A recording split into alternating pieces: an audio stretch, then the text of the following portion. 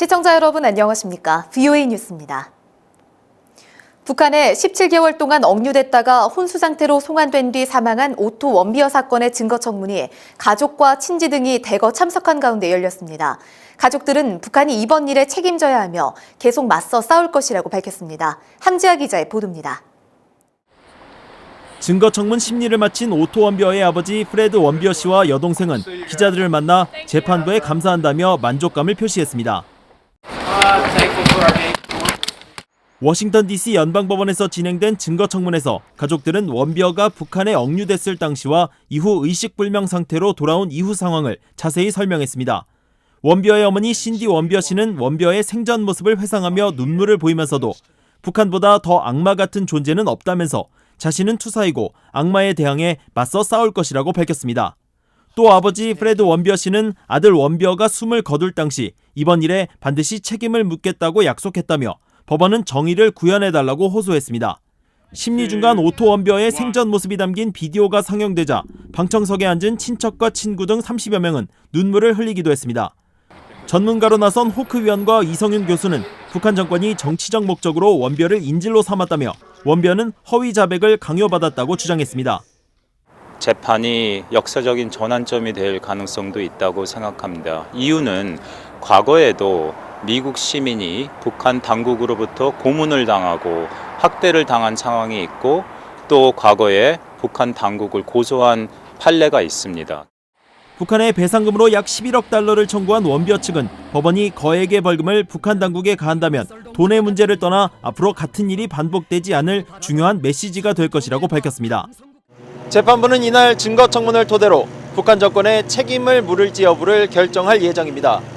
VOA 뉴스 함자입니다. 북한에 대한 국제사회의 인권 압박이 계속되는 가운데 북한 인권 문제를 비핵화 협상에 포함시켜야 한다는 주장이 나왔습니다.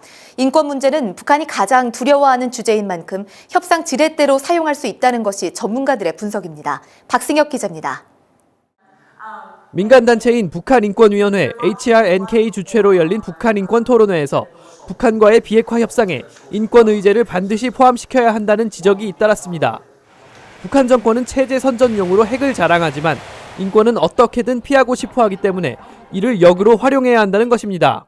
When we focus on his nuclear program, we enhance his legitimacy. When we focus on human rights, it undermines his legitimacy. 맥스웰 연구원은 또 경제 협력을 명분으로 북한에 섣불리 투자하는 것은 북한의 노동자 인권 착취를 심화할 수 있다고 지적했습니다. 북한 정권은 미국보다 자국 주민들을 더 두려워하기 때문에 인권 문제를 지적하는 것이 협상에서 유리하다는 분석도 나왔습니다. 김정은은 멀리 있는 미국보다 바로 옆에 있는 북한 주민들을 더 실질적인 위협으로 보고 있다는 것입니다. Not including human rights issues emboldens Kim and it gives him more confidence to drive the terms of engagement. 한편 로버트 콜린스 북한인권위원회 고문은 북한 지방의 인권 보고서를 통해 평양 특권층의 이익을 위해 북한 지방 주민들은 식량과 보건, 위생 등 기본권을 억압당하고 있다고 밝혔습니다. 또 북한 지방 주민들은 평양 공화국을 위해 착취당하는 존재로 전락했다며 국제사회의 관심을 촉구했습니다. VOA 뉴스 박승혁입니다.